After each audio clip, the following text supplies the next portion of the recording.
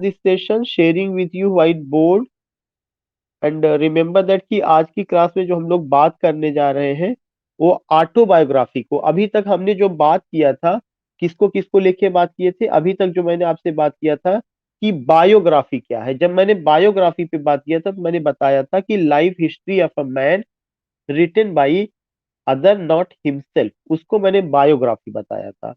और John Dryden ने एक बायोग्राफी का डिफिनीशन दिया था कि the history of a particular men's lives. ये डिफिनीशन आप रट लीजिएगा, ये डिफिनीशन पूछा जा सकता है कि who said biography is the history of a particular men's lives. तो ये किसने कहा? जॉन ड्राइडन ने कहा। फिर मैंने आपको बताया था कि इसी के पैरेलल आप देखेंगे कि जो बायोग्राफी है उसी का एक दूसरा एस्पेक्ट आता है, एक दूसरा रूप है हेजियोग्राफी, जिसमें मैंने डिफिनीशन दिया था the stylized lives of Christian saints. Christian saints को लेकर के या उनकी जिंदगी को आधार बना करके जो उनके ऊपर टेक्स्ट लिखा गया या उनकी लाइफ को लेकर के जो चीजें लिखी गई उसको क्या कहा जाता है? हेजियोग्राफी कहा जाता है। फिर मैंने आपको क्या किया था? बायोग्राफी के कुछ एग्जाम्पल्स दिए थे, जिसमें मैंने एक एग्जाम्पल आइजैक वाल्टन का दिया था कि आइजैक वाल्टन ने लाइव्स नाम से एक बायोग्राफी लिखा हुआ है, और जिसमें उन्होंने बहुत सारे पोएट्स की बायोग्राफी, जॉन डन है, जॉर्ज हॉबर्ट है, उसमें उन्होंने उनको इंक्लूड किया है। दूसरा चीज मैंने आपसे बताया था कि इसके अलावा you will come to know James Boswell रहे हैं, उन्होंने क्या लिखा लिखा था? लाइफ ऑफ सैमुअल जॉनसन, जो कि हाईली सिग्निफिकेंट है। जेम्स बॉसवेल ने लाइफ ऑफ सैमुअल जॉनसन लिखा था जो 1791 में आया हुआ था। एक मैंने आपसे और डिस्कस किया था, वो चीज मैंने ये डिस्कस किया था कि सैमुअल जॉनसन ने खुद लिखा है लाइव्स ऑफ इंग्लिश पोएट्स, और वो जो लाइव्स ऑफ इंग्लिश पोएट्स है 1779 में और 81 में। So you will come to know कि जो हमने बात किया है या जो मैं आपको बता रहा हूँ ये सब चीजें कैसे पूछी गई है या उनका क्या सिग्निफिकेंट है, वो पहले मैंने आपको लिखवाया हुआ था। इसके अलावा अगर आप याद होगा मैंने एक चीज और भी आपको बताया था, एंटी क्लाइमैक्स को लेकर के मैंने बात किया था कि जो एंटी क्लाइमैक्स है वह कैसे जो है आपका क्या होता है कि असेंडिंग आर्डर होता है, ना कि डिसेंडिंग आर्डर। असेंडिंग क्लाइमैक्स का मतलब तो क्या होगा? क्लाइमैक्स का मतलब चढ़ता हुआ, एंटी क्लाइमैक्स का मतलब होता है कि उतरता हुआ।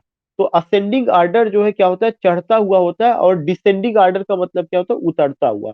तो एंटी क्लाइमैक्स को जब मैंने आपको पढ़ाया था तो मैंने आपको ये बताया था कोई ऐसा वर्क जो, एक तो पहली बात तो यह इक्विवेलेंट टू बैथॉस है। बैथॉस का मतलब जो ग्रीक वर्ड है वो डीप से था, लेकिन इसमें हमें देखते हैं कि कुछ ऐसे सेंटेंसेस यूज किए जाते हैं जो एक तरह से कॉमिक हो सकता है, सैटरिक हो सकता है, और आप ये देखेंगे कि उसमें जैसे लगेगा बहुत सीरियस प्रेजेंटेशन है, लेकिन बीच में कुछ ऐसा जो है चीजें प्रेजेंट की जाती है कि उस सीरियस सब्जेक्ट मैटर या उसमें भी जो है ट्रिवियल या लोली चीजें ला दी जाती है, और उसके पीछे पर्पस क्या होता है? In order to achieve a comic और सैटरिक इफेक्ट, जिसमें टॉमस ग्रे का एक मार्क हीरोइक पोयम है ode on the death of a favourite cat जो 1748 में आया हुआ है। मैंने आपको एग्जांपल भी दिया था कि what female heart can gold despise, क्या कोई फीमेल हार्ट ऐसी है जो गोल्ड से नफरत कर सकती है? तो यह तो एक हंसी का तरीका है ना, जिसमें उन्होंने कहा कि वह कौन सी औरत है जो जिसको गोल्ड से प्यार नहीं होगा, जैसे ये कहा जाता है। इसका मतलब आपने शुरू तो बहुत अच्छी की, प्यार की बातें की है, लेकिन वहां पे ले जाकर के क्या लगा दिया? गोल्ड से प्यार नहीं होगा। तो यह चीजें क्या हुआ? यह चीजें बहुत एंटी क्लाइमैक्स में आप लेके जा रहे हैं। कौन सा ऐसा फीमेल हृदय है जो गोल्ड को नहीं चाहता? हृदय हृदय हृदय हृदय कभी गोल्ड को नहीं चाहेगा, या तो उसका अपना क्या होता है कि डिजायर होता है, दैट इज वो जो चाहता है। हृदय तो क्या चाहता है? वो प्योर होता है, हृदय तो अफेक्शन चाहता है, ह्यूमैनिटी चाहता है, लेकिन ये बता दिया गया कि औरत को सबसे ज्यादा किस चीज से प्यार होता है? गोल्ड से प्यार होता है। और तो जब आपने प्यार की बात की उस पे भी औरत को जोड़ दिया, फिर ये कह दिया गोल्ड की से प्यार, तो ये चीजें क्या लगती है? यह चीजें एंटी क्लाइमैक्स। शुरुआत आपने तो बहुत बेहतरीन ढंग से करने की कोशिश की, लेकिन उसमें जो आपने in order to achieve comic और सैटरिक इफेक्ट आपने इस तरह का सब्जेक्ट मैटर ला दिया।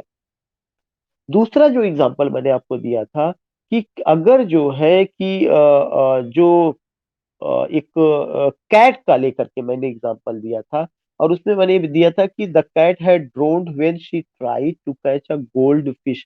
कैट कैट उस समय डूब गई जब उसने जो है क्या किया, गोल्ड फिश को पकड़ने की कोशिश की। पहली बात तो जो गोल्ड फिश है वो पानी में रहेगी नहीं, तो कैट उसको पकड़ेगी कैसे?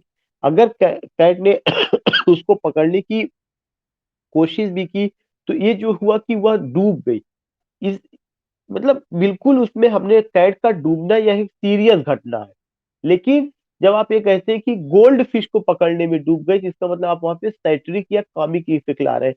कैट कभी गोल्ड फिश को पकड़ेगी ही नहीं। कारण क्या, कैट में इतनी इतनी ईश्वर ने अक्ल नहीं दी है कि कौन सी मछली जीवित है, कौन सी मछली मरी हुई है, मछली कहाँ। जैसे हम इंसानों के अंदर समझ है, सारी चीजों को हम अपनी सेंसेस से समझ लेते हैं कि ये क्या है क्या नहीं, वैसे हर जानवर में ईश्वर ने सलाहियत अता की है। तो लेकिन इसमें क्या किया गया है कि एंटी क्लाइमैक्स को दिखाने के लिए इस तरह की चीजें बताई गई है। उसके बाद मैंने आपको बताया था कि बैथॉस जो वर्ड है यह ग्रीक है जो डेप्थ के लिए आता है।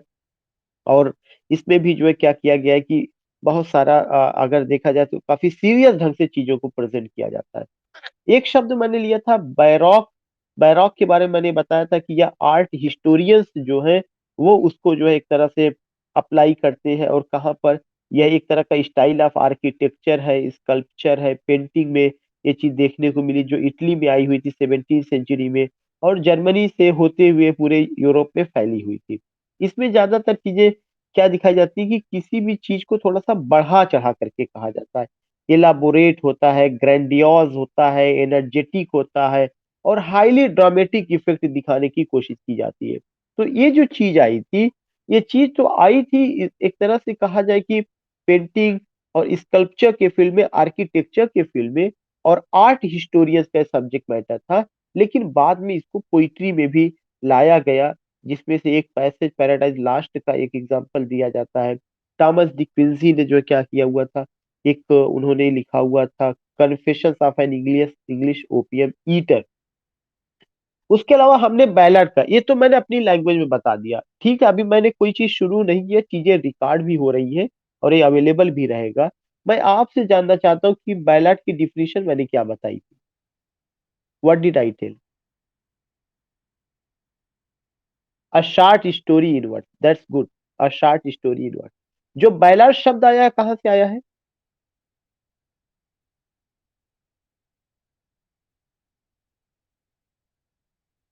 बैलर शब्द कहाँ से आया है? बैलर शब्द जो है बैलारे वर्ड से आया, BALLARE। और जिसका मतलब क्या होता है, मूविंग सॉन्ग, डांसिंग सॉन्ग। होता क्या था कि जो मिस्ट्रेल होते थे, बंजारे जो होते थे। जी मैडम।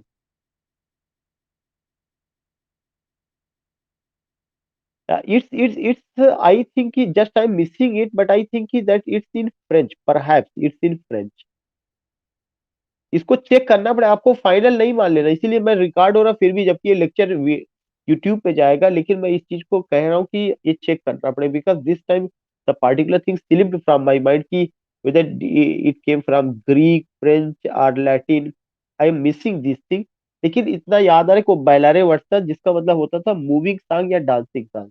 इसका क्यों रखा गया, क्योंकि इसमें फोक फोक लिटरेचर, ये फोक सॉन्ग था। और वह जो फोक सॉन्ग होता था, जो मिस्ट्रिल होते थे, बंजारे टाइप के जो मांगने वाले होते थे, वे क्या करते थे, एक उनके पास फिडल होता था। FIDDLE, फिडल का मतलब म्यूजिकल इंस्ट्रूमेंट। उसको वो यूज करते थे, सिंगिंग करते थे, और एक जगह से दूसरी जगह जाते थे, और वही उनकी जो है लाइवलीहुड का या उनकी जीविका का सबसे बड़ा साधन होता था। लेकिन एक चीज ध्यान में रखना है कि जो बैलड है, undoubtedly ballad is a short narrative story in verse. अगर मैं बैलड का टाइप पूछना चाहूँ तो क्या आप बता सकते क्या क्या टाइप है?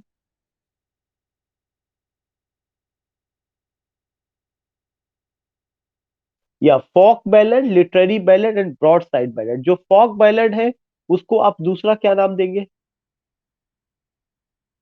या ट्रेडिशनल बैलड, फोक बैलड, ट्रेडिशनल बैलड, या आपका पॉपुलर बैलड। तीन नाम आपको ध्यान में रखना है, इधर पॉपुलर बैलड और फोक बैलड और traditional ballad.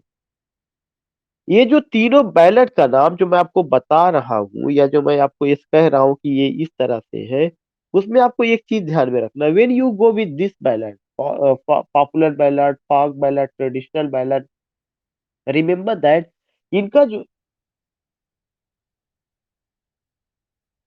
yeah, I will tell you, I will tell you. So you have to remember that when you talk about this type of ballad, popular ballad, folk ballad or traditional ballad, you will come to know कि ये जो ballad होता था, इसमें folk song होते थे, folk culture होता था, जो हमारी अपनी मिट्टी, ग्रामीण अंचल की जो हमारी चीजें होती थी, ये वहां से ओरिजिनेट होता था।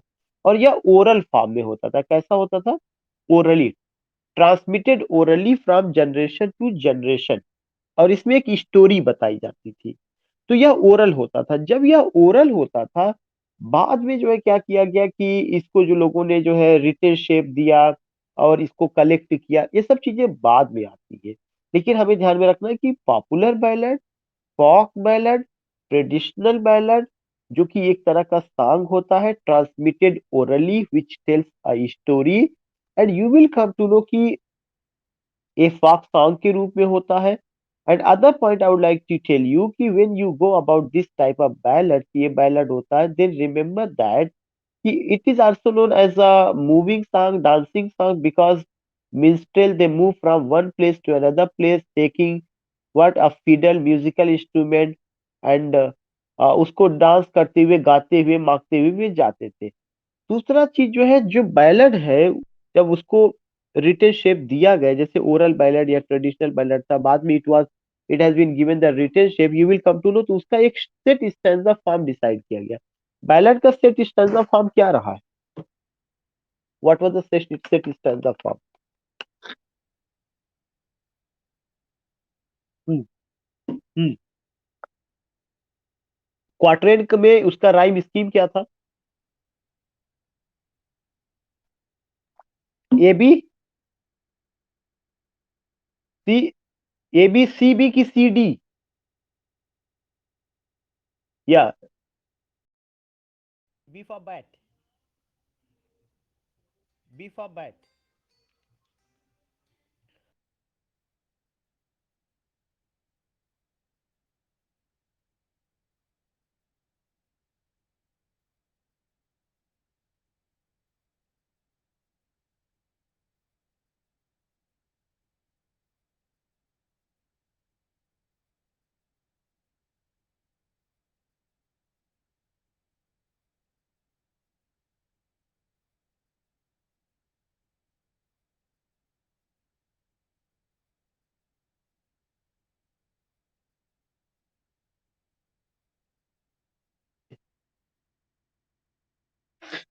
मेरी आवाज जा रही है?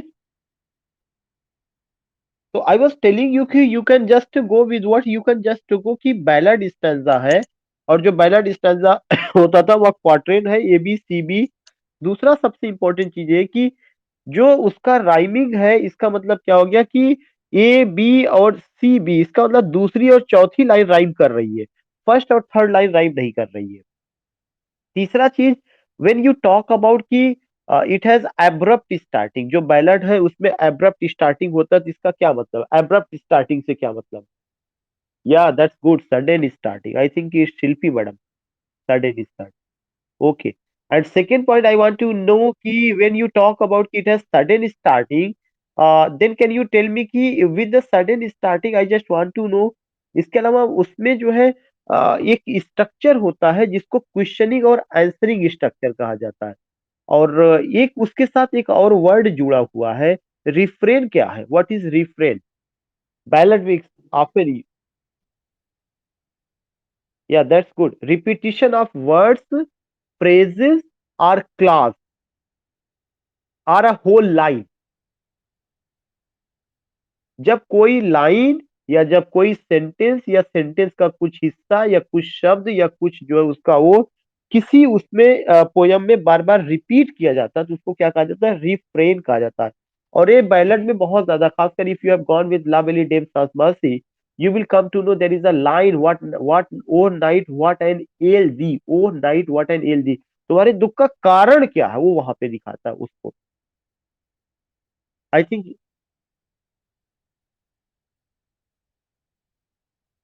या refresh anything, even if you can, के अल्लामा इकबाल का तराना सारे जहां से अच्छा हिंदुस्तान हमारा, तो you will come to know कि ये लाइन बार बार रिपीट की गई है, this is refresh.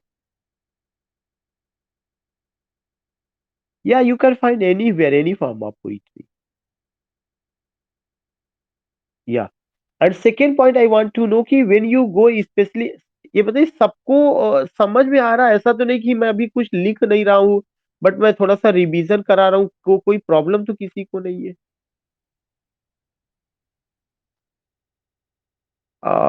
Other people are not responding me.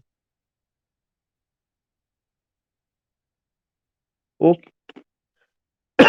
I was telling you कि when you go with ballad you will come to know कि बैलेट का जो सेटिंग है मिडिवल एज में है, या मिडिल एज जिसको आप कह सकते हैं, ज्यादातर उसमें, कुछ बैलेट में। And other point I would like to tell you कि when you go with ballad, की बैलेट को किसने कलेक्ट किया बाद में उसका अपना, तो आपको एक चीज देखने को मिलेगा कि 1765 में थॉमस पर्सी ने बैलेट का कलेक्शन किया था। उसका नाम आप बता सकते हैं? What was the name of that ballad?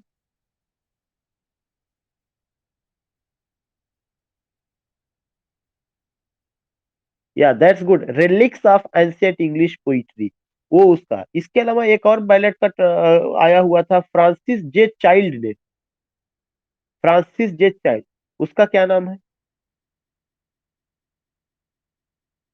या English and Scottish popular ballot. इसके अलावा बर्ट्रांड एच ब्रॉन्सन ने 4 वॉल्यूम में जो है किया है, कलेक्शन किया हुआ है, Bertrand H bronze.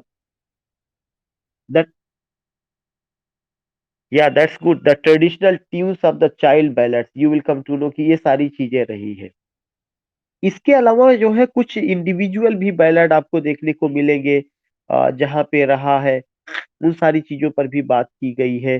But remember that कि जैसे अभी मैंने एक वर्ड यूज किया था कि ब्रॉड साइड बैलेट क्या होता है? What do you mean by broadside ballad? One side of a single sheet. या ब्रॉड साइड बैलेट, कल भी मैंने बताया था कि अगर कोई बैलेट ऐसा है जो लिखा गया, जो पहले जो होता था, अगर आपको 2 पेजेस मिले हैं, उन 2 पेजेस में से सिंगल साइड शीट पर जो प्रिंटेड होगा वो ब्रॉड साइड बैलेट होगा। दूसरा चीज ये था कि उस बैलेट में करंट इशू को लेके बात की जाती थी। किसके बारे में बात की जाती है? या डील्ट विद अ करंट इवेंट और पर्सन और इशू, जो करंट इशू होगा वह, और एक बहुत अच्छी लय के साथ एक संगीतबद्ध तरीके से उसको गाया जाता है। दूसरा सबसे बड़ा चीज, just I want to know कि if I ask you what is literary ballot,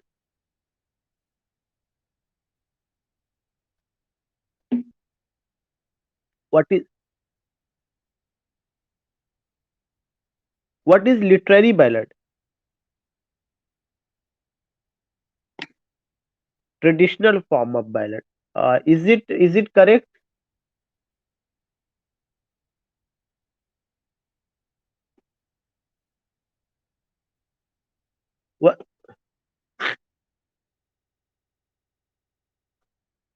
Yeah, literary development of the traditional ballad. Literary development of the traditional ballad means as you find that epic का दो चीज होता है, वैसे ही ballad का भी जो है क्या होता है आपका, एक तरह से ट्रेडिशनल बैलेड और दूसरा आपका लिटरेरी बैलेड। जब आप लिटरेरी बैलेड कहते हैं तो इसका मतलब क्या हो गया कि जो लिटरेरी बैलेड है वह आपका बिल्कुल जो ट्रेडिशनल बैलेड है इसको लिटरेरी शेप दिया गया, फॉर्म, लैंग्वेज और तमाम चीजों को लेकर के। और इसमें आप क्या पाते हैं? You find the individual craftsmanship, किसी भी आथर का जो व्यक्तिगत टैलेंट है वो चीज कहाँ पे आपको नजर आएगा? लिटरेरी बैलेड में नजर आएगा। और लिटरेरी बैलेड कभी भी ओरल फॉर्म में नहीं रहता, ध्यान में रखिएगा कि जो बैलेट ओरल फॉर्म में रहा होगा, अगर किसी ने बाद में उसको रिटन शेप दिया है तो वह ballad oral ballad, popular ballad, folk ballad, traditional ballad कहा जाएगा।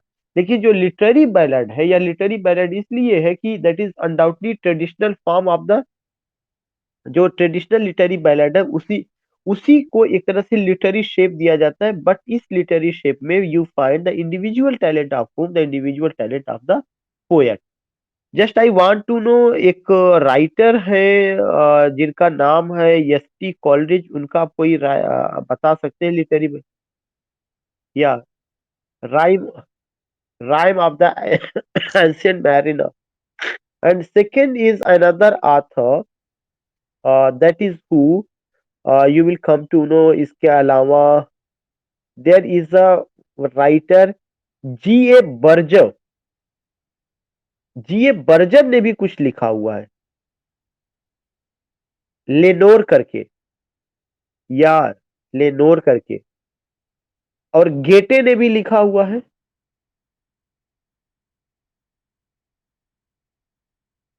एल्कॉइन, एल्कॉनिग करके है। ERLKONIG। अच्छा, ला बेली डेम सेंस मर्सी आपको पता है, बताने की कोई जरूरत नहीं है। वर्ड्सवर्थ के एक बैलेट का, हाँ, गेटे का मैं यहाँ लिख दे रहा हूं। गेटे का जो बैलेट है, GEOTHE, गेटेज, गेटेज का एल्कॉनिक, ERLKONIG,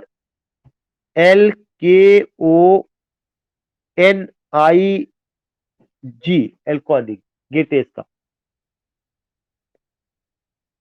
बाकी वी आर सेवन आपको पता ही है, already you have gone, and you will come to know कि कैसे कैसे क्या क्या चीजें रही है।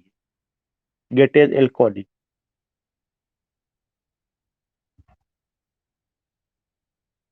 किसी ने अनम्यूट किया है अपने आप को, बैकग्राउंड से बहुत आवाज आ रही है।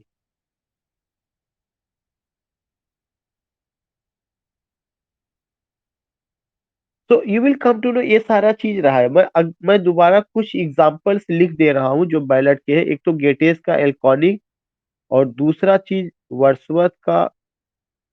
इफ आई से कि दूसरा वर्ड्सवर्थ,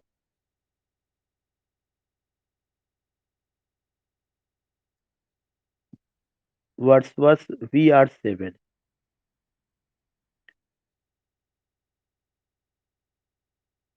तीसरा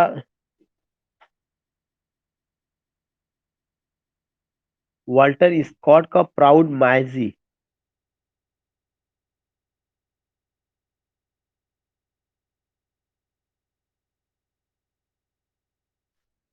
ewe of Saint John, eve of Saint John हो सकता है कि एक रहा हो, but there is another ballad that is proud Maisie. Walter Scott's का। Okay okay. बट मुझे थोड़ा सा ईव ऑफ सेंट जॉन पे मुझे डाउट हो रहा है कि मैंने कब लिखवा दिया प्राउड मैजी।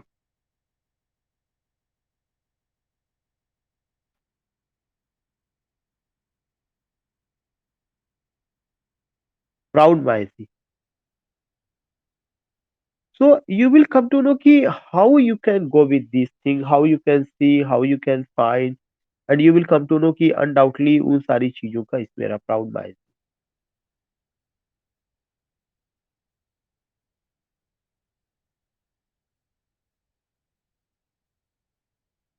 इसके अलावा मुझे लगता है कि ये जितने और कलेक्शन मैंने बैलेट के बताए थे कि 1765 में ये आया हुआ है। डू यू नीड टू कि हमें, कि वो ऑलरेडी आपको पहले से मैंने बताया था कि 1765 में reliques of ancient English poetry by Thomas Percy. Thomas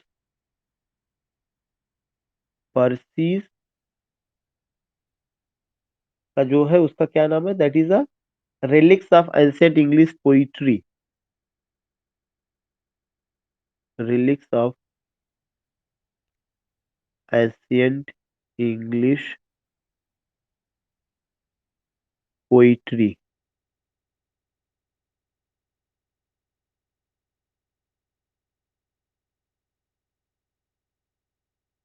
किसमें?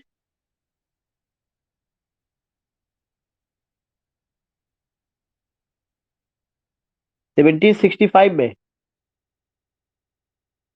हाँ, इनका मुझे थॉमस बिशप पर्स, या थॉमस बिशप पर्स, या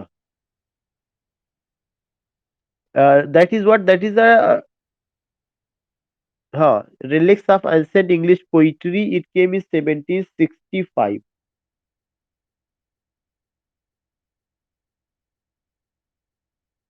1765.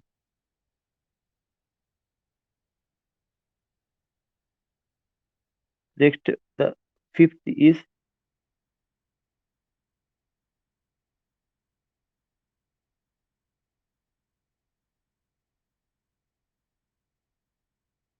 Francis J. Child.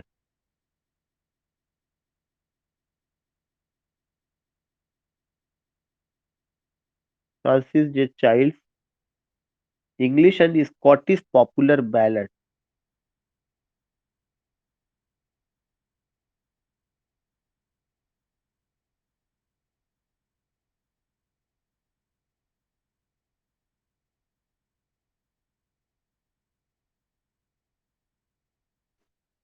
English and Scottish popular ballad. 1882 से 1998. 18 ये मैंने लिखवाया था फ्रांसिस जे चाइल्ड्स का. ओके. एक मैं लास्ट और करा दे रहा हूँ जो कलेक्शन है. Bertrand H Bronson. Six. Bertrand H Bronson. Bertrand H Bronson का आप देखेंगे इसमें जो रहा है the traditional tunes of the Child ballad. The traditional tunes of Child ballads. And the date is what? 1959 to 1972. इतने समय में ये सब चीजें कवर करके आई है.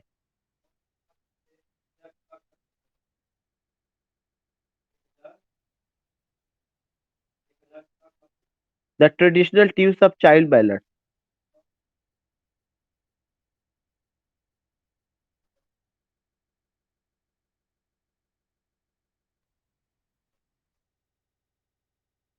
तो you will come to know कि ये सारी चीजें Bertrand H Bronson and other thing you find. अब मैं जो थोड़ा सा नए जो टर्म है उसको मैं लूंगा. और एक चीज और भी यहाँ पे चूंकि बैलेट को चला हुआ है तो मैं थोड़ा सा एक चीज यहाँ लिखना चाहूंगा कि बैलेट में और हमने क्या क्या डिस्कस किया. रिफ्रेन. और हमने क्या डिस्कस किया. क्वार्टरेन जो उसका सेट स्टैंजा फॉर्म. क्वार्टरेन. और हमने क्या डिस्कस किया.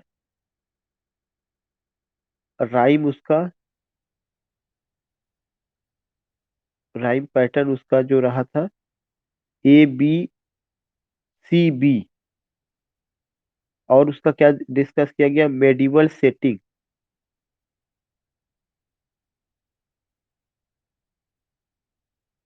You will come to know इन सब चीजों को लेकर के बात किया गया. बाकी उसके जो टाइप्स थे उस टाइप्स पर हम लोगों ने बात किया. टाइप्स में जो हम लोगों ने बात किया एक तो जो बात हुई पॉपुलर बैलड.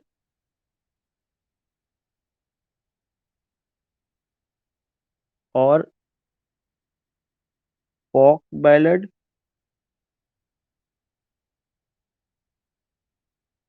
और ट्रेडिशनल बैलड.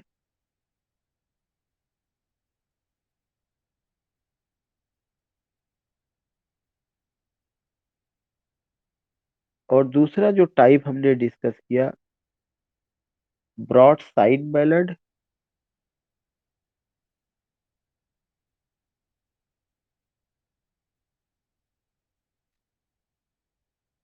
तीसरा जो डिस्कस किया गया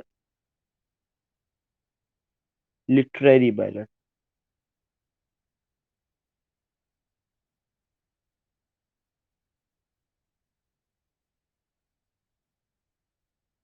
So you will come to know these things. You will come to know these things. We have got.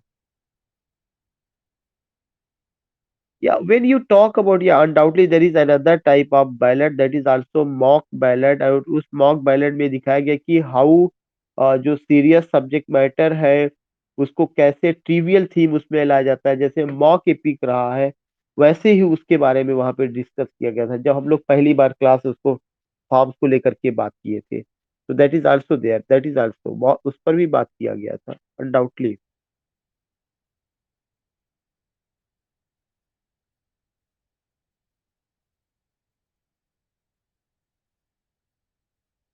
Not all, but most probably you will come to know if you go with La Belle Dame sans Mercy। तो Christian उसमें nights की बात है, fairies की बात है, ऐसे character.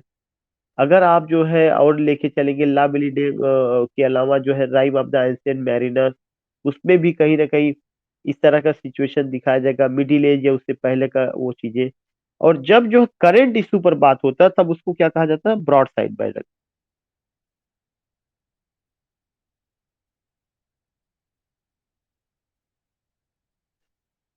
देखिए any ballad can be literary ballad, but broadside ballad means कि specially broadside ballad is that ballad which deals with the current issue and printed on one side, and printed on one side. Now we are going to take the next word. May I know what is the time?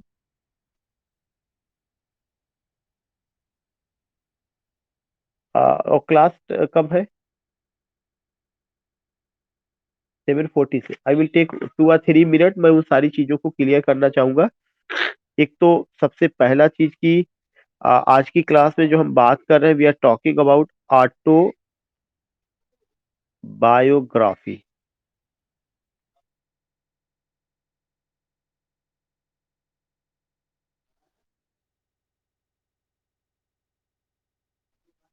Autobiography, life life history of a man,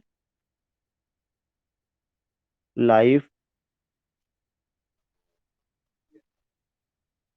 history of a man written by himself. For example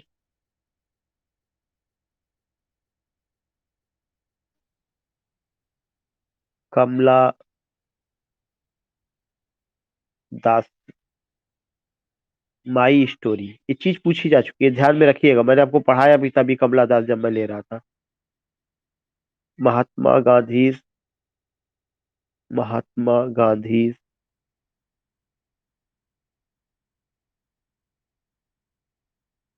my experiment with truth,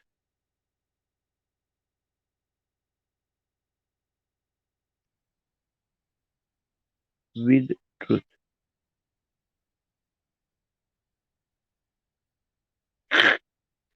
दूसरा point,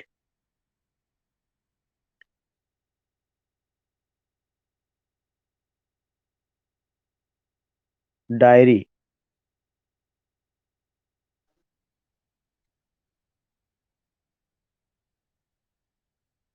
diary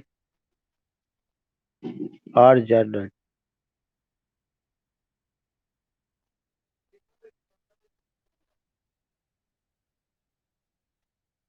diary और journal, diary और journal is a day day to day record, day to day record, जो एक आदमी की life में होता है, day to day record of the events in one's life, of the events in one's life, in one's life, in one's life.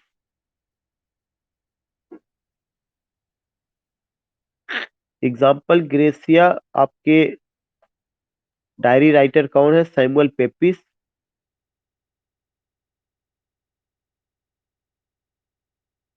And John Evelyn.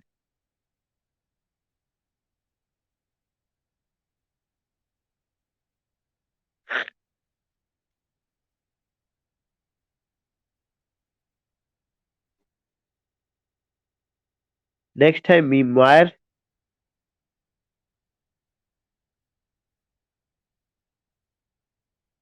You will come to know when you talk about memoir, autobiography से अलग होता है और इसमें किस पर होता है? Emphasis is on, EMPHASIS, emphasis is on,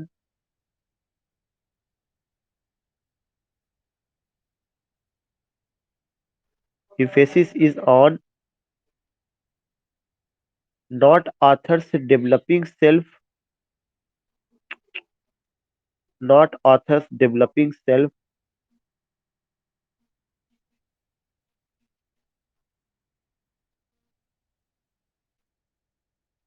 developing self, but on the people,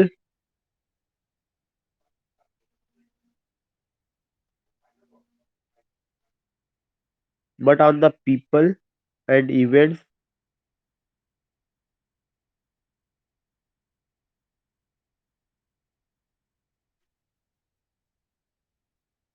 that the author has known or witnessed.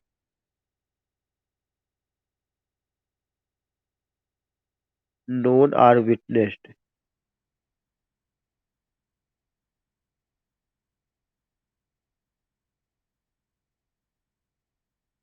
Witnessed.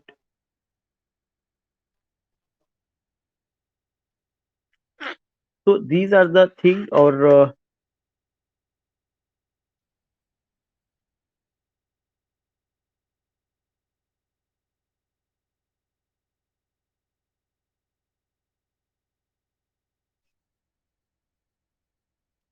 ये सारी की सारी चीजें रही हैं। और एक और है जो कि स्पिरिचुअल ऑटोबायोग्राफी होता है। स्पिरिचुअल ऑटोबायोग्राफी उसको कहा जाता है कि जब आथर जो है क्या करता है कि कन्वर्जन उसका होता है, या वो धर्म को क्रिश्चियन जैसे रिलीजन का है, तो उसका जो विश्वास होता है धर्म के प्रति, उसको लेकर के वो कैसे कितना सफर करता है और कैसे उसका वो चीजें होती है।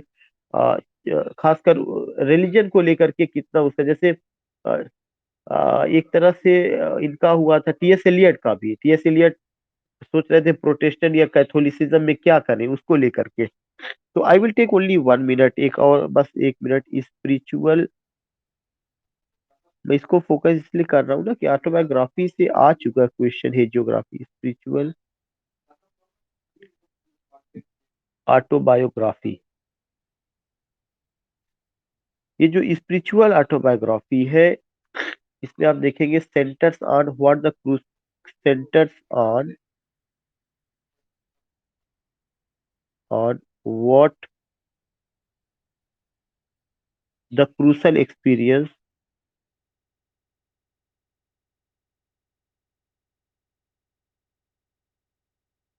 What the crucial experience in Christian autobiography, in Christian autobiography.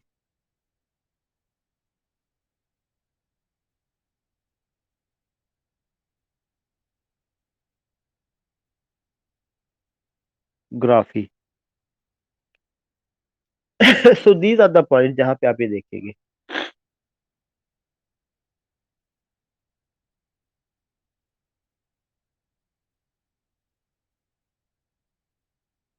देखिए ये सब चीजें मैं थोड़ा सा स्लाइड को बैक कर रहा हूँ। जो हम लोगों ने बात किया, क्या क्या बात की है, ये तो कलेक्शन वगैरह था। और रिफ्रेन को लेकर के हमने बात किया, क्वाट्रेन को लेके बात किया था, राइम पैटर्न को लेके बात किया था, ABCB उसका है, मेडिवल सेटिंग है।